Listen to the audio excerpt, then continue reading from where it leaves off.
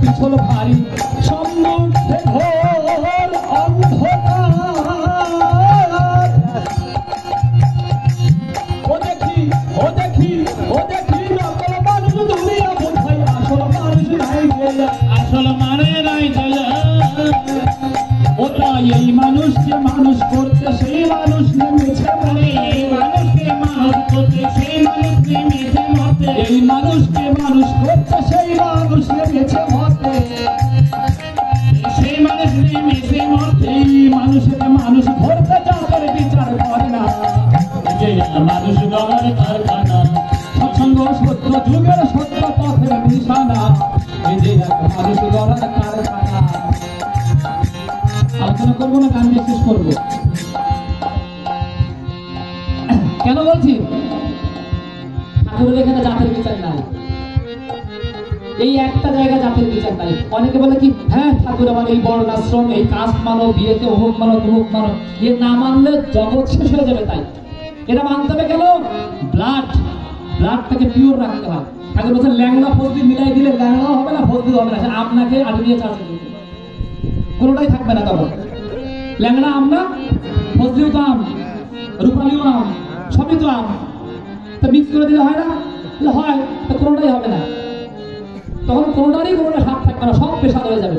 তাহলে তাই বললেন সব কিছু ঠিক রাখলেও জাতিগতভাবে বিয়ে ঠিক রাখতে হয়, কিন্তু অধিকার যার তার তাকে দিয়েছেন।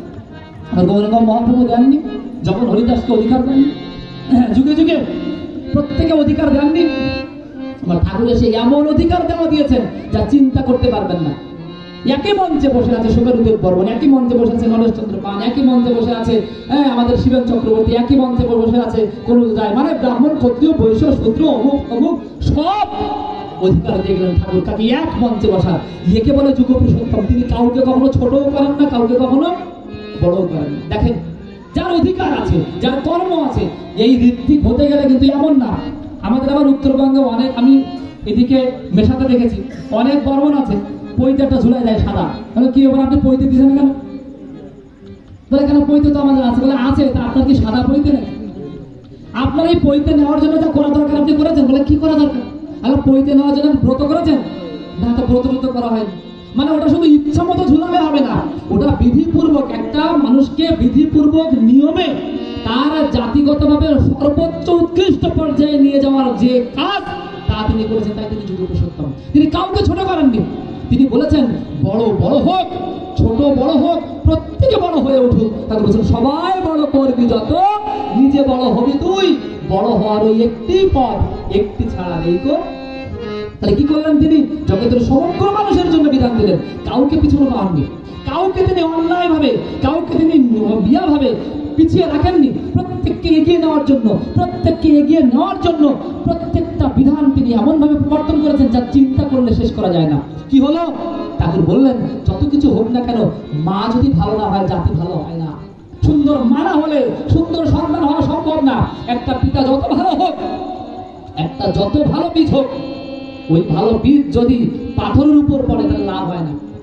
কিন্তু যদি মা ভালো হয়, অনেক খারাপ বীজের থেকেও ভালো ফসল হতে পারে। মানে কেমন? যদি মাটি ভালো হয়, উর্বর মাটি হয়, সেখানে যাই ফলাবেন, যদি সেখানে একটা আগাছা বলে, আগাছাটাও দেখবেন অনেক বড় হয়।